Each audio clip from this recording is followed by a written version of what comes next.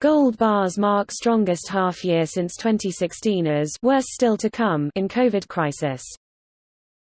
Gold bars traded in London's professional wholesale market slipped against a rising dollar on Tuesday, but headed for the strongest half-year price gains since the start of 2016 as European stock markets struggled to extend their COVID crisis rally on the last day of June.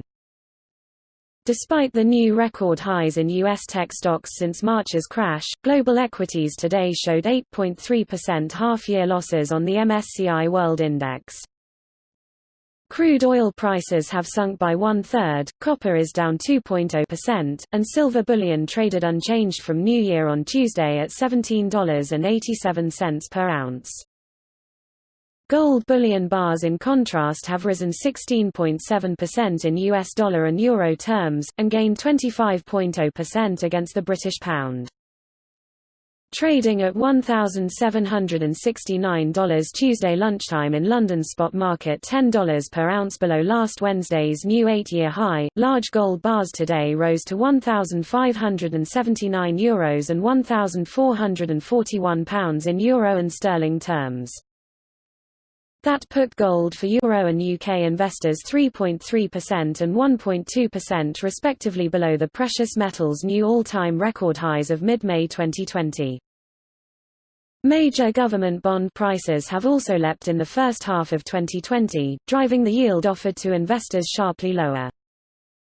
Since New Year's Eve, annual rates offered by 10-year U.S. Treasury bonds have sunk by 1.28 percentage points, very nearly matching the plunge of H2 2011, which saw gold set its current U.S. dollar record of $1,920.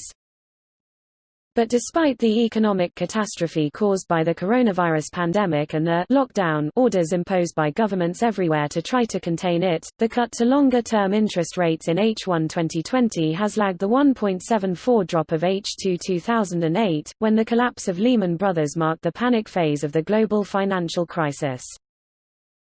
The tussle between recovering economic data and anxiety over ever-rising COVID-19 cases continues to play out across markets as quarter-end approaches, says Swiss refining and finance group MKS PAMP in a trading note. Yesterday's warning from World Health Organization chief Tedros Adhanom Ghebreyesus that the worst is yet to come is now fueling safe haven demand for gold bars, says MKS. "We all want this to be over," the WHO's Director General said Monday. "We all want to get on with our lives. But the hard reality is this is not even close to being over. Globally, the pandemic is actually speeding up. With the United States leading the world in the number of both confirmed cases and deaths from COVID-19, President Donald Trump overnight retweeted a comment from talk show host Geraldo Rivera doubting claims that Pentagon intelligence officers knew and briefed him about Russia offering a bounty to Taliban terrorists in Afghanistan for killing U.S. soldiers. Trump personally, repeatedly and slavishly sought approval from Russia's President Putin, according to unnamed insiders quoted in what CNN calls a jaw-dropping report on phone calls made from the White House since the celebrity real estate mogul won the 2016 election.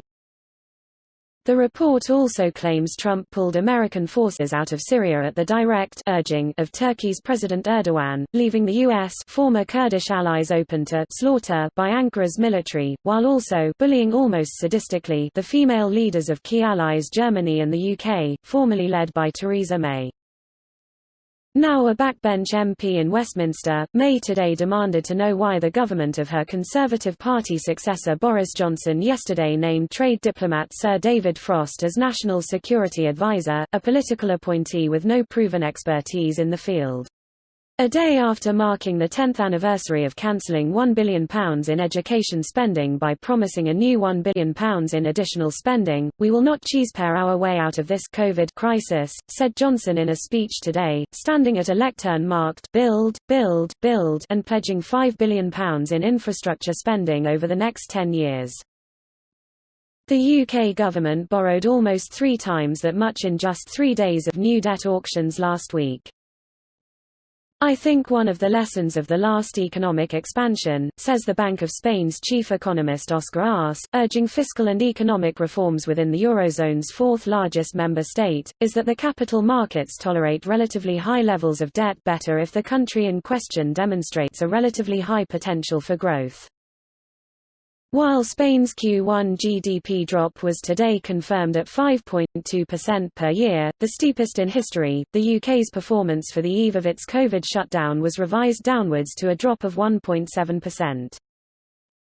Inflation across the 19-nation Eurozone held at 0.8% per year this month on the core measure excluding fuel and food, Eurostat estimated today.